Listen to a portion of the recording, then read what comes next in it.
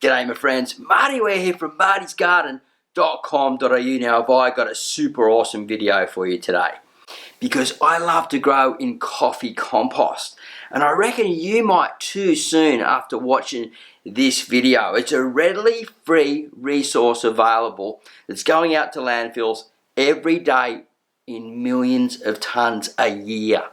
Now you can get hold of this resource, this free awesome mineral rich resource, feed it to your worms, feed it to your compost, feed it to your plants, and get amazing growth for free. Now, how cool is that? I'm off to pick some up now.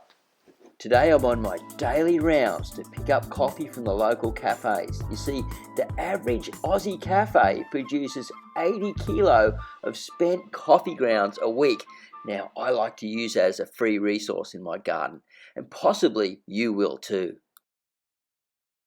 Marty's Garden is all about compost worms, composting, farming worms indoors and out, and growing some of the most awesome food around. You can learn how by clicking the subscribe button and hitting the bell so you don't miss any of my videos.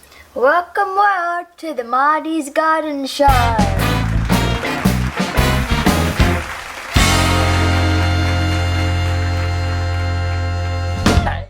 Yep, this is one of my favourite pickup spots. 1 minute drive from home with a definite 10 litres or more each and every day.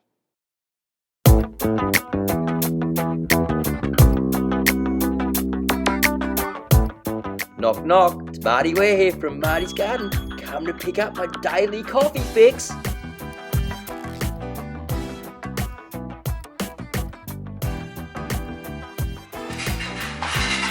Mum started using the actual coffee compost.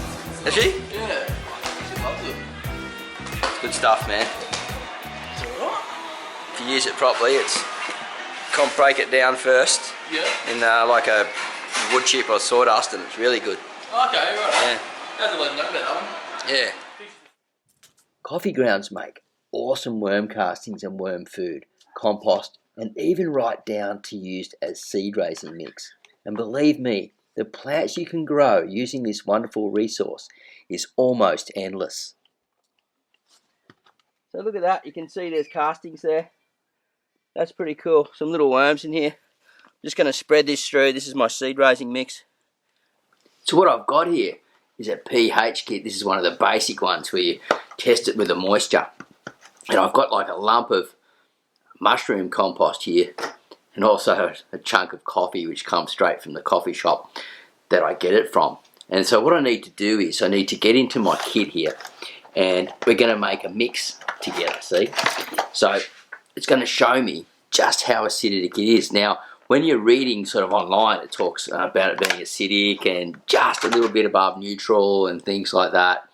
And you know what? I thought I need to get out and test this stuff that I'm getting in from the coffee shop myself, because it could vary a bit from coffee ground to coffee ground. And this is the most common one that I get, probably the largest amount.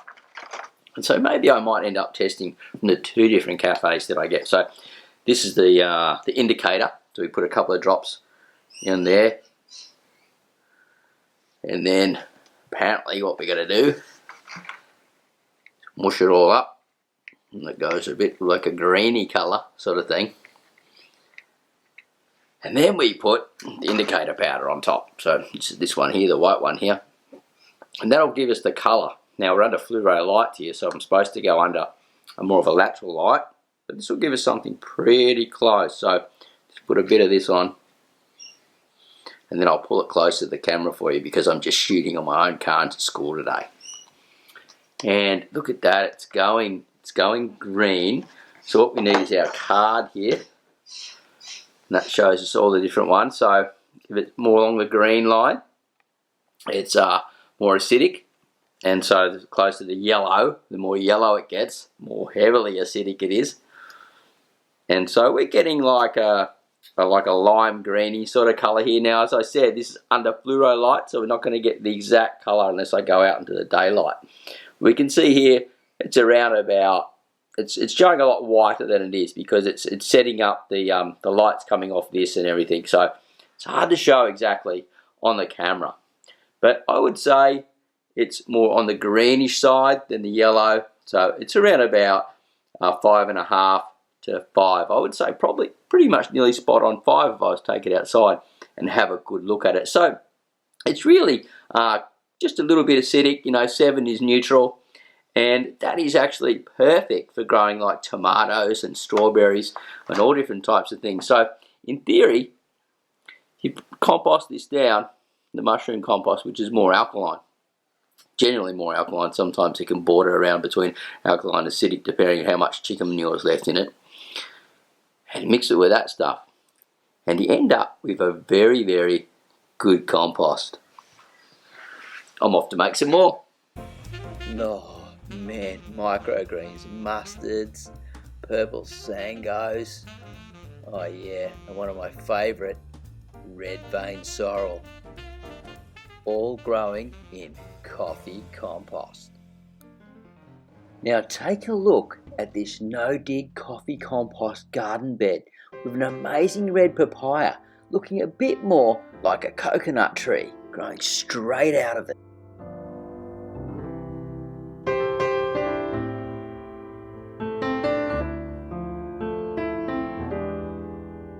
And it's super delicious too.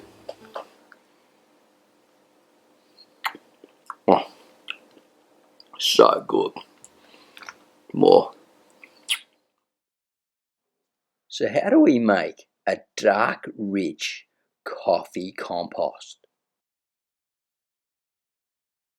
There are many ways, and we will be covering that more in this video. But my all-time favourite way to create a coffee compost is by using a chemical-free sawdust and then slowly adding the coffee to it over time. My favourite blend so far would have to be the chemical-free sawdust. And when you get around 3 cubic feet, so 1 cubic metre, and you start adding the coffee to it from the cafe over time as it's coming in, you're collecting it and just adding to it, it'll start heating up and it'll get a bit of a funky smell. You turn it over every second or third day. With anywhere from 6 weeks to 3 months, you're going to have an amazing coffee compost. Now another way you can do it if you don't have sawdust is leaf mold. If you can get leaf mold around, you can do the same thing in your tumbler. It'll heat up over time. Just keep an eye on it and then add more. It's really intuition. You'll see it, you'll be able to hold it, it'll start breaking down, and you can grow amazing pot plants in this and microgreens. So that's another way that you can do it and get great results at home. Keep watching the video to find out more, because there's plenty more going to unfold yet.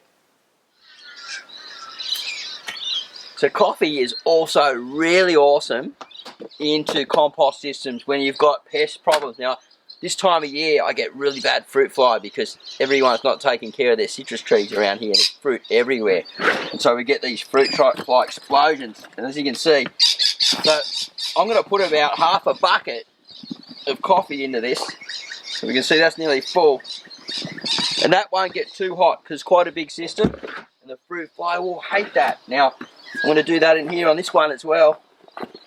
Throw that in. Now Maddys, the company that own this compost, they gave me this. So I'm going to fit it on here and I'm going to be able to crank this around soon.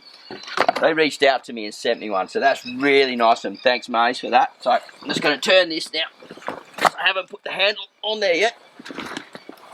Mix this in as much as we can. It's quite heavy. I've got a lot of carbon and a lot of wet material in here. About every 6 weeks to 3 months I can harvest out of this, depending on the time of year. Well, one more flip. You watch the fruit fly come out now. Not as many, see, they're all smothered over, and all that moisture in there got into the coffee, and it will start to cook a little bit, and it will, heat the system up, and they'll disappear. I'm pretty tired after that. Anyway, let's keep talking more about coffee. I've got something to show you inside.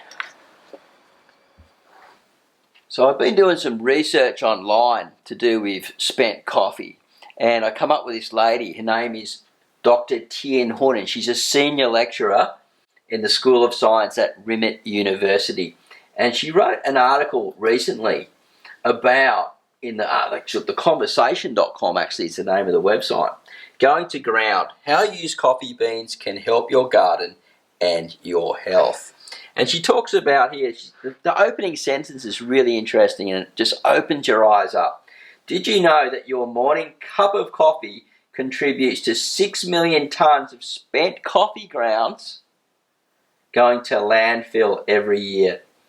This does not have to be the fate of your caffeine addiction, and there are many opportunities to upcycle spent coffee grounds into valuable commodities. Now here she mostly talks about using it for growing plants and composting it down.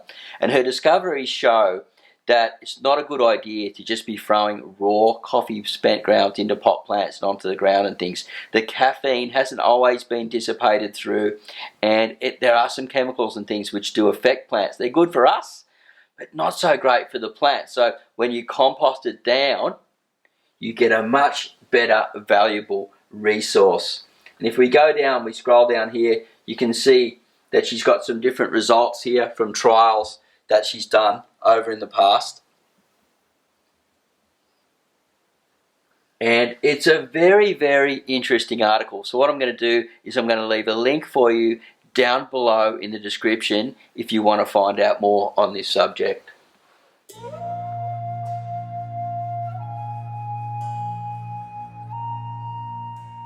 Coffee grounds contain nitrogen, phosphorus, potassium, magnesium, calcium, zinc, manganese, copper and iron. And these minerals become readily available to the plants in slow release form once composted. By adding coffee grounds to compost, you are removing the need to add other soil amendments. The slow release chemicals from composted coffee are perfect for plants as nitrogen aids leaf growth, phosphorus is perfect for root development and flower formation, and increases resistance to plant disease. Potassium, which is often referred to as potash, helps the plants to use the water, resist drought and the formation of fruit shape. Iron is used by plants to convert sunlight into energy and sap flow. Calcium, zinc, manganese are also essential for optimum plant growth and health. All these nutrients and more can be found in composted coffee grounds.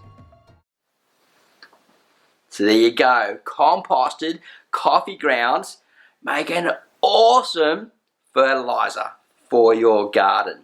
And when it is broken down, it becomes a slow release, nutrient dense power pack for your plants that they absolutely love. And the worms devour it when it's in your garden. So the earthworms are coming up, the compost worms are going through if you've got them in the top beds of your garden.